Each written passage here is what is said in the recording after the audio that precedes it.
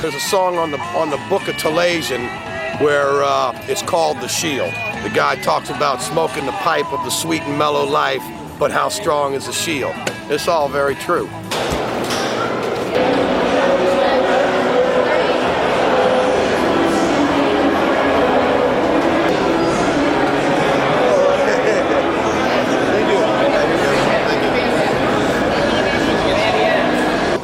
Since Hush, and when they changed singers to Ian Gillan in 1970, I was so heavily influenced. I'm a singer myself, and I was very heavily influenced by Ian Gillan. When I first came down to Florida, when I was in college on spring break, we were playing "Smoke on the Water." So that song reminds me specifically of my first spring break in Fort Lauderdale. Oh, you don't want to hear me sing. There once was a woman, a strange kind of woman, the kind that gets written down in history. I think it was Nancy. Can you hear me? No. Hello! Don't shout into him, I told you. Pieces of shit. Come on. I'm changing strings! It probably is, they're just hiding. Yeah. Hidden away.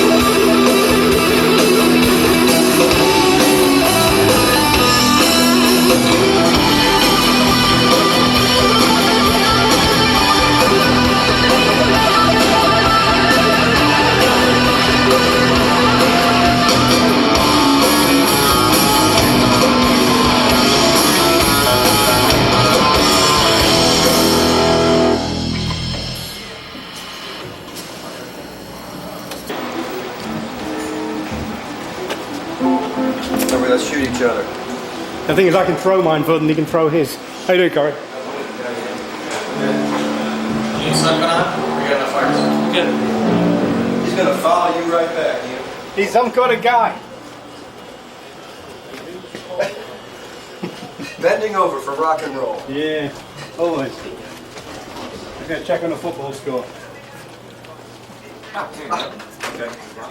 No, I just went out to try and catch them coming off. Out there, Stop riding out, the ball stopped very quickly when you got caught on the line. It also happened to a very good jockey, 5-time champion jockey, 4,000 derby. BBC Radio from London. Ah. Yeah. Got to keep up with the sports and the news. You don't have much news in America. Who's playing? England against Greece. So I guess we'll do John Lord, who's getting ready first. Okay. So let me just get set up for John. So one at a time we're doing. And let me tell. I don't know. Look at that filthy stuff they expect you to drink. Yes? No. Oh, okay. Just check. Just check. Let's see what he takes in his coffee. Well, That's what people want to know. normally there'd be a large Bailey's, but it's before the gig at the moment. So the Bailey's waits till later.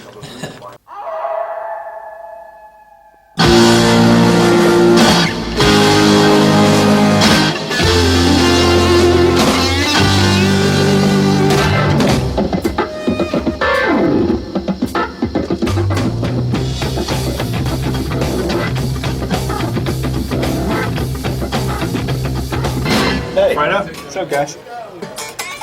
What's up? He's Jean arrive.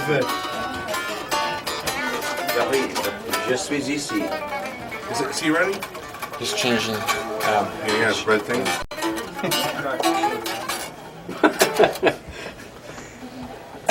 Apart from that, Mrs. Lincoln, how was the play? He's got to pay now. Hey, I'm just going to change the set list all around. Ian. Yeah, just give us 5 seconds. B, right?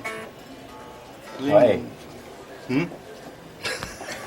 That one's an It's not a really good time to be thinking about this. Free Ride's B. The Who one is an A. No, pre-res A. Well, you just said it was in B. No. That would be. That's definitely B, right? Yeah. Okay. But it could be D. It was a rock opera. There was different parts. As long as it's not in V. Then you have BVDs. Does that mean I got to ditch you my symbols? Hey, listen. I'm just about to go on stage and play. I'm not allowed to say what I like. Yeah, you are. Are you playing down there? Does Ian know that we're ready? Oh, yeah. Go ahead. My rest of my clothes, yeah. Sorry about that. Did You go up to the first one? I have to say something. Let me see. It's the way we did.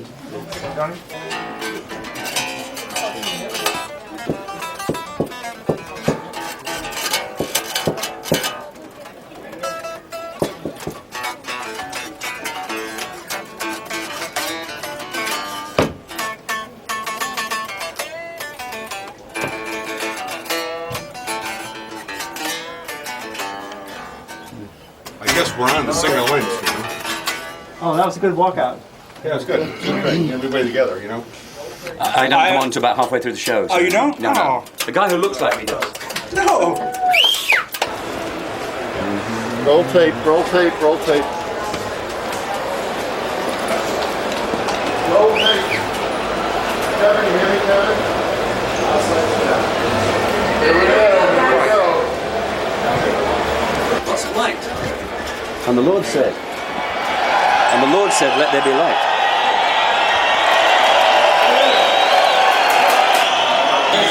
No waistcoat, okay? No waistcoat.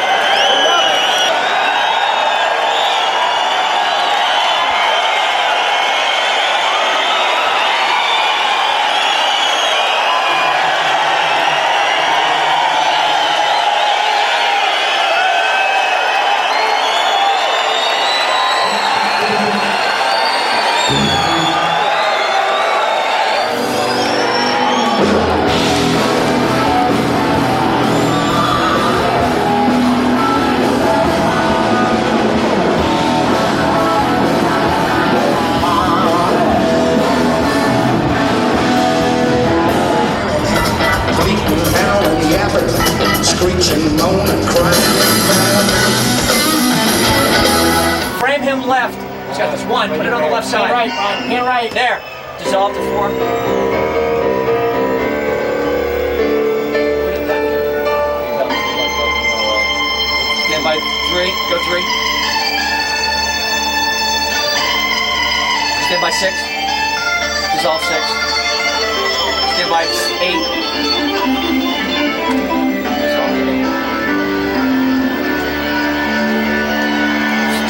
Pull full wide, 6, stay wide. Where's the light? Stay wide, 6, stay wide, 6.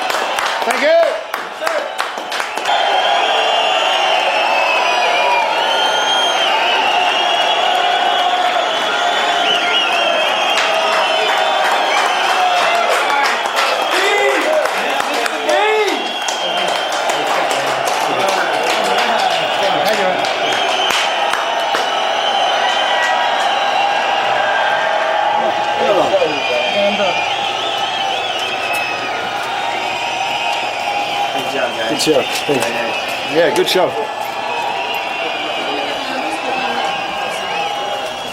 All right, man. All right, man. Reality.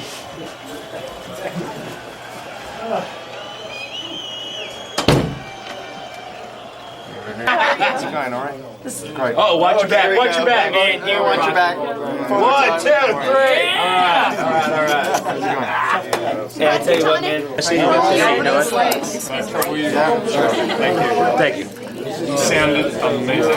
DP on our chest and make it look like we're because it takes out the oxygen or whatever. Yeah, Deep Purple still kicks ass, man. Rock on! Deep Purple! Deep Purple the best. Woo! Great show! Great show! They were awesome! Deep Purple. Thank you. Yeah! Woo! Woo! Very good. The best. My woman from Turkey! What a show! What a show, man! Great show. Where? Deep Purple!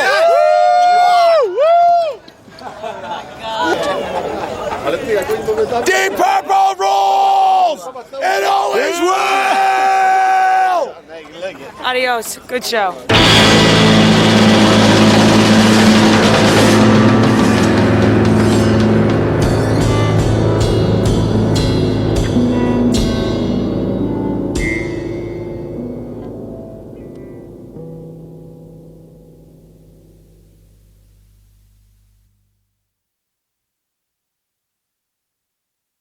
A few months ago, we got representations from the Luciano Pavarotti's people, you know. His people spoke to our people. You know how it is. And he wanted us to appear on this show, which he does every year, called Pavarotti and Friends, which is, he does it every year for charity. And he's like really big in Italy, and he's really big anywhere, but bless his heart, he's and so a lot of people want to go along and just to stand on the same stage with probably the best tenor voice in the last 100 years. Would we like to appear with him doing Nessun Dorma, which is like, that's his signature tune. It's like it's the most famous song he does. It's the most famous tenor aria in the world. It's Goosebump City. But when you break it down, it's just a good tune. The fact is, it's held in such reverence, Nessun Dorma. But you know, I mean, it's a classic rock tune, you know. It's just done in a different way, and it's held with such reverence that people are terrified of changing it. We were offered as much input as we wanted, and so we came up with some interesting ideas, but when we got there, it was, no, you can't change it, you can't do this and that and the other. And Ian Gillan went toe-to-toe with this guy, and I was so proud of him. It was fabulous. So I think I felt pretty comfortable with the tune. There's no way I'm an opera singer. I mean, although I've done other sorts of things, you know, I played Jesus Christ in Jesus Christ Superstar, the original version of that, and that was pretty much along those lines in terms of the melody structures and the overall dynamic of the thing yeah, it was just a special event, you know, and it was, I think everyone was overtaken with it. And it was held in the open air, and it was a beautiful, warm evening, and just to stand on the same stage as Luciano Pavarotti and do Nessun Dorma. I mean, if I live to be 150, I won't forget that. It's stunning. It's shattering. All Deep Purple is five people who are trying to figure out what they wanted to do. And that moment is frozen in time when we actually got a lot of success doing it. But that doesn't mean to say that's who we are. That's who we were then. And this whole business about working with other people and working in different musical genres and different experiences is all part of the same process of five people having musical fun.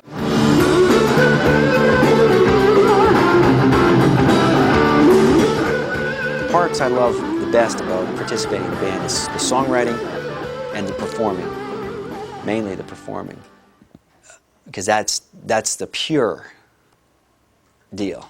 You're in front of the audience, it's like a test. You say, all right, go now. Now create something, give me something new, give me something different, and make it good. Listen to everybody, put it all together, cooperate, get along, and challenge each other. You know, all at once. That's what's cool about a gig. You know, when you make music your business, you know, an art a business, it's always a difficult compromise. And the best way of doing any sort of art is just whenever you feel like it for the pure love of it. Things like professional music can't be done like that.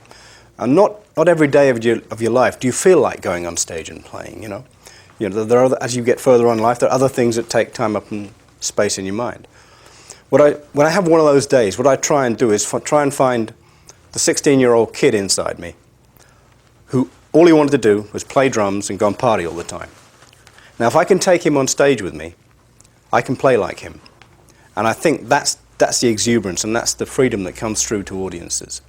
Because the kids are great. They have no limitations. They have no thought about whether it's right or wrong. They just do it. And on those slow days, I try and find the kid inside. And if I can find him and take him on stage, it generally works out okay. I think when you're a kid, you burn the candles at three ends. That's what it's all about, you know, having fun all the time.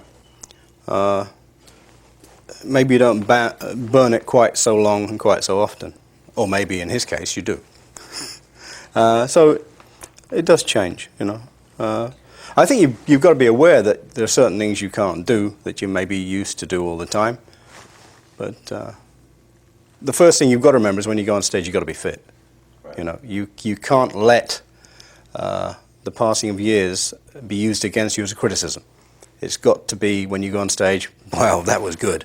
I remember with crystal clarity what rock and roll did to me as a young man. I mean, it spoke of freedom, and it spoke of getting rid of the bonds of the generation that was governing me, you know, as it were, you know, my parents' generation. And I feel in a way that often now rock and roll is fighting a losing battle to try and be that for young people. Because, and this is not meant to sound self-satisfied, but it's all been done. And again, not sounding self-satisfied, I think we had the best of it, my generation. We saw it arrive, we watched it grow, you know, we watched it get overblown, we watched it get pompous and out of all proportion, and then we watched it come back in again, you know, with the punk revolution, and then we watched it get out of control again in the 80s, you know, and it become about hair rather than about music, you know, and we saw it all through what it's done, and I mean, I have no problem at all with passing on the torch to a younger generation, saying, okay, you do what you want with it, but I kind of feel a little sorry for them because they weren't there when we were. Richie was blessed with great originality. He's a fantastic guitar player, and his position in those early years was earned purely from the fact that he was that damn good. There was an expectancy about him when he went on stage. No one quite knew what he was going to do next. We didn't know what he was going to do next. And that's what gave him a lot of his charisma and a lot of his power. And he was very creative. He wrote a lot of stuff. In the early days, he was much more open-minded and was listening to what everyone else said, but gradually he came to the thing where he just wanted to play what he wanted to play, which is basically what he wrote. And that whole process of how we made music, which was really coming out of a jam and everyone joined in together and we all tumbled into it, and we just shared it all. It was just very simple and very direct and very productive. But it did lead at some point to Richie saying, I think it was at the point where Ian and I left in '73, that the new guys coming in weren't to be part of this process, that the process was going to change, that from that point on it was going to be a who writes the songs, gets the credit, gets the money. And that really stayed that way. When he left and joined Rainbow, formed Rainbow, obviously it was his band and he could do what he wanted then.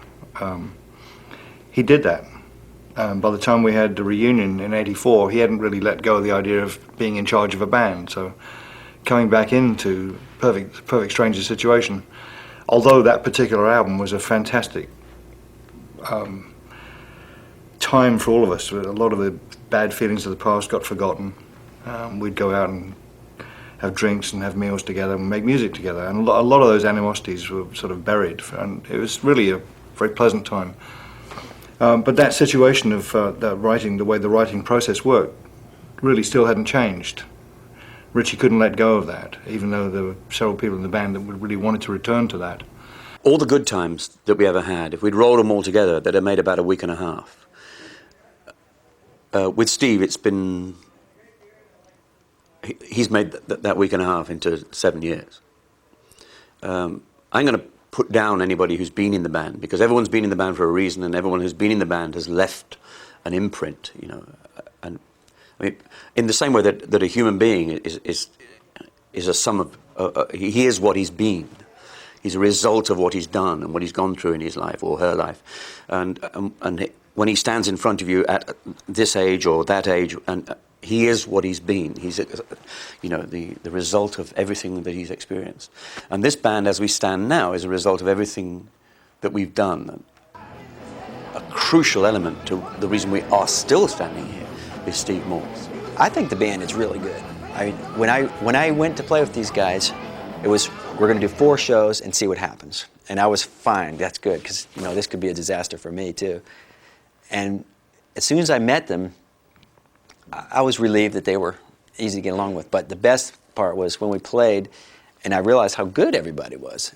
And frankly, I wasn't totally convinced that it was going to be that way. Because normally, if a band's been around for a long time, there's 2 ways it can go: get better or get worse. And you know, when you give somebody a bunch of money and success and tell them they're great, and they surround themselves with people that tell them they're great, which is more likely, you know?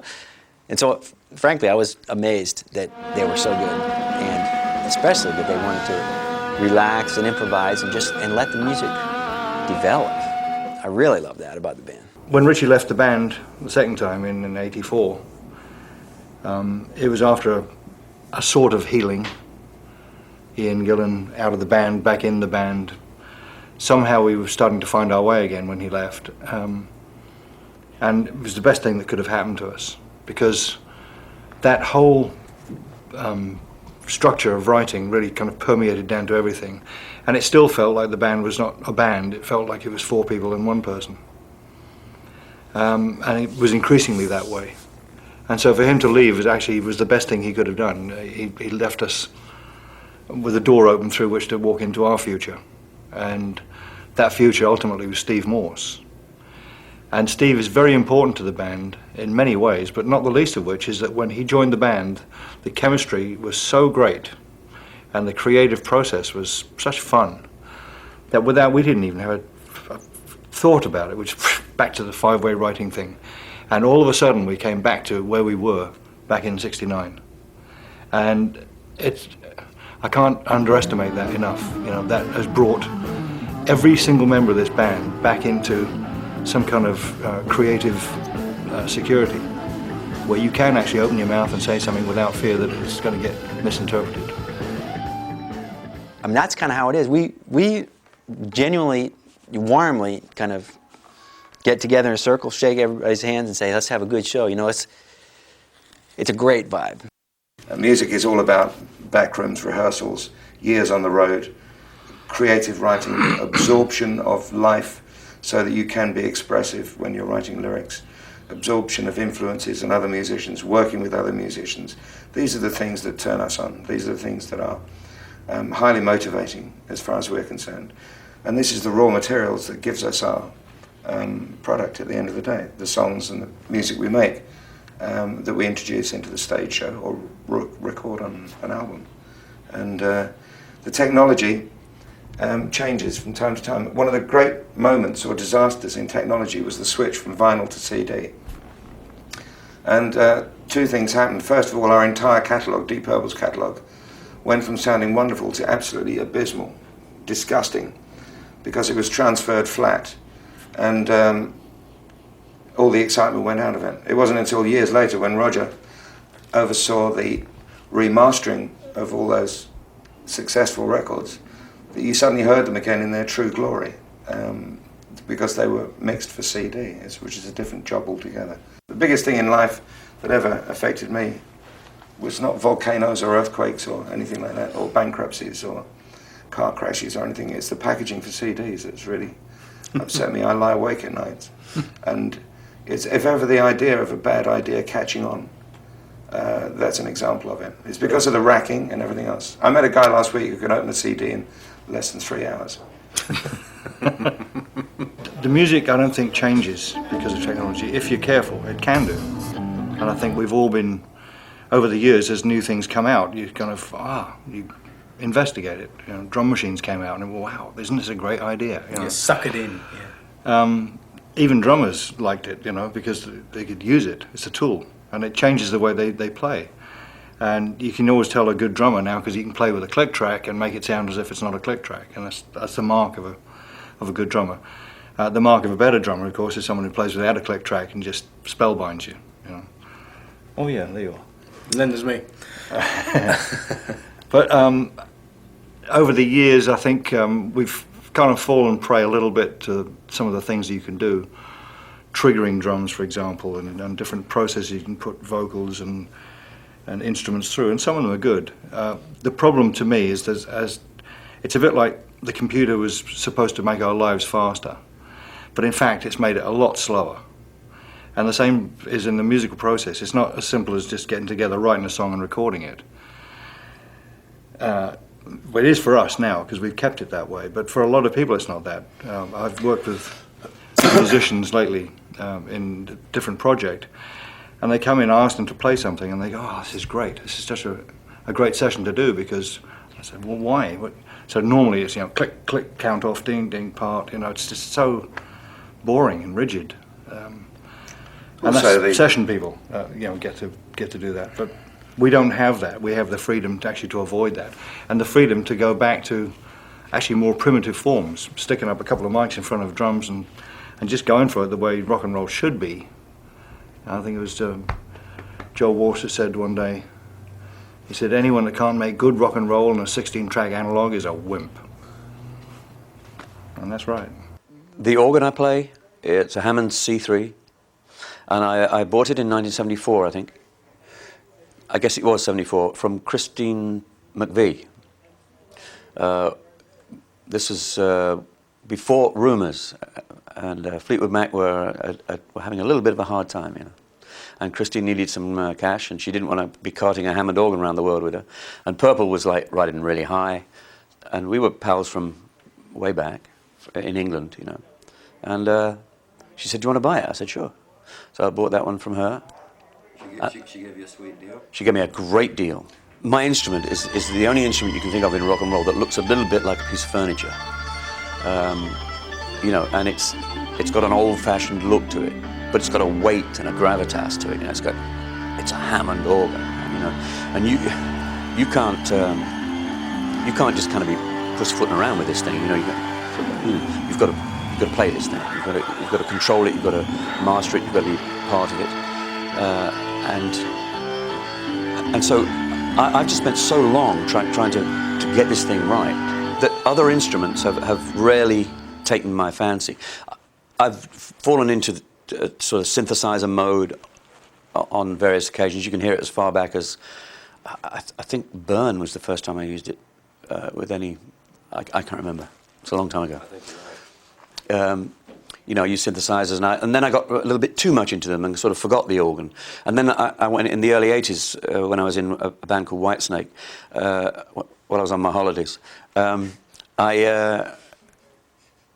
tried to make the organ sound like a synthesizer for some cockamamie reason. I don't know why I did, but I did. And then when we reformed the band in 84, 85, I still had this kind of slight synthesizer hang-up. I've got rid of it. I mean, I use them on stage now, but just for sounds. I use for effect. I use a piano, the organ, and a few like string effects and sounds, and that's it. Technology to me is a servant, not a master. And you know, and the internet bugs the hell out of me. No, with the idea of the DVD that we're doing, is honest and pure. We're talking now and we're communicating what we feel to the people who are going to watch it. But also, the bulk of it's going to be us playing live music on stage in front of an audience. And there's nothing wrong with that visually either. There's nothing created about it after the event. It's what happens at that moment in time. So it's going to be wonderful because of that. You know, it's when things are done artificially and it's all sort of fixed in the studio later that it starts to be unreal, and it looks and it sounds unreal. Some of those old records you talk about and some of the old videos that are around, when you listen to the records, you can hear the room it was recorded in, you can hear the atmosphere of the room. And when you see some of those old tapes, you can see how wonderfully haphazard rock and roll used to be and how casually the people creating the music treated it. It was just it was like a comfy suit of clothes. You went on stage and it was just right, you know. I think the popularity that Deep Purple has around the world, which is increasing all the time, I'm really pleased to say, is due. I think it's performance-led. I don't think, of course, there's some great songs that people want to hear, but when people come to see Deep Purple, they know they're going to get a 100% commitment to music show.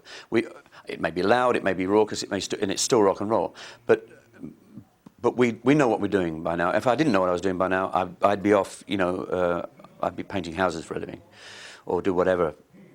I mean, but I'm still learning, and I'm still having fun getting the best out of that Hammond organ that I can, you know. And I think people come to see us because they know that they're going to get genuine music. It's not about clothes. As I've said before, it's not about what we're wearing. I mean, and God knows it's not about the way we look. I mean, you know, I mean, young people don't come to see us because they want to use us as role models in how to dress or how to, you know, be. But they come to see us because, and we do get an enormous young audience.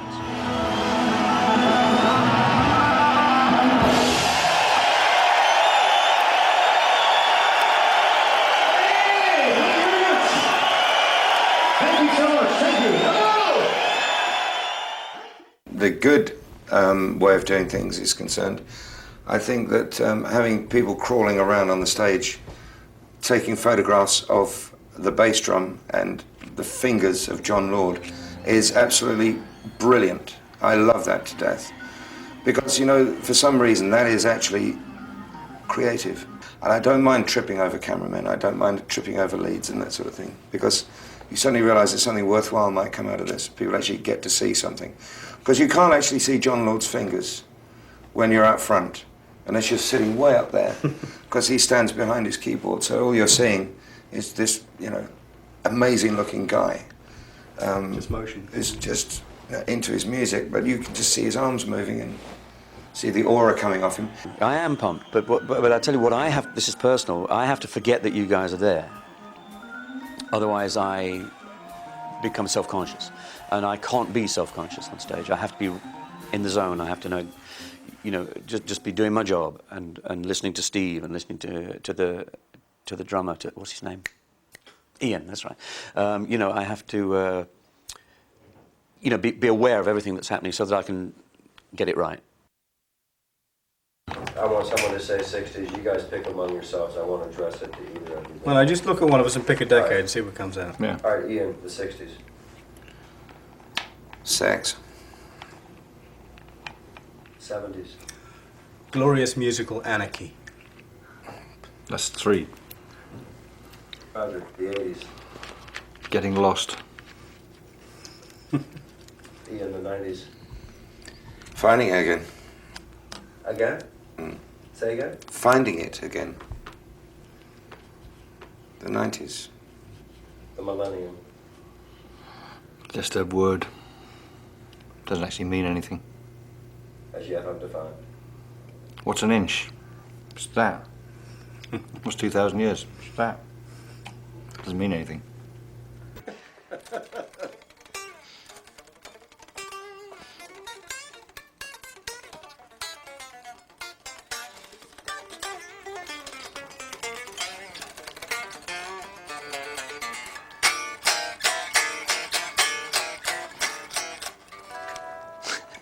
All right, we'll see you tonight on stage, hopefully on stage.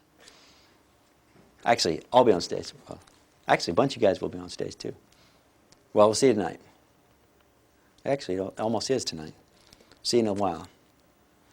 In a little bit, actually, when this tape is edited, we'll see you. Oh, no, actually, when you get the finished edited product, or when it's downloaded from the internet. Anyway, we'll see you.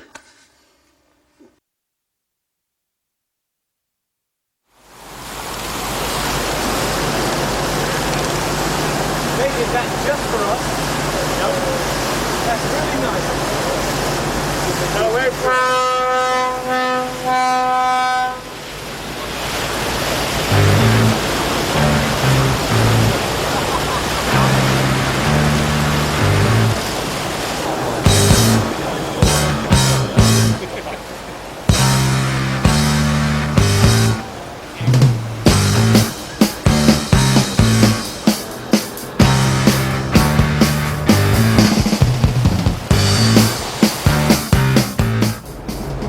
Jolly Roger here on the DVD. Okay, let's hoist it back up. Hoist that flag. That's all I wanted. Take a listen. Oh, that's how you do that.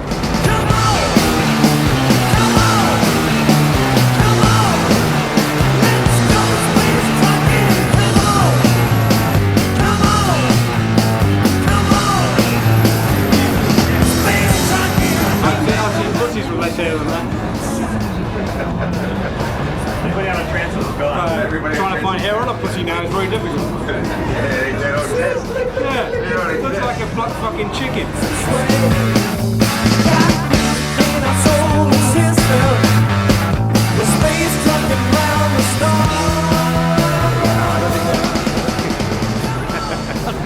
Highly unfair. Boring for females only.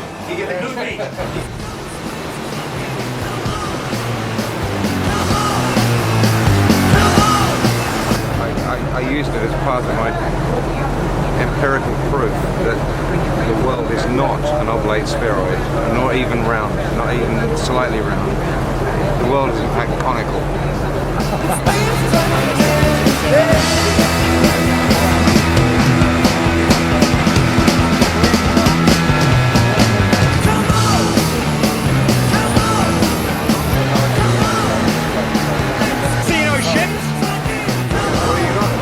A 20-foot Sea Ray with a 450 horsepower petrol engine. It's a fishing boat. Well, no, it's not, but I use it. Speedboat. Where am I right now? By any other name? Well, it always gravitates to fishing or money, won't it? Everything's about fish, really. You can't talk about drumming for more than a minute or two, so...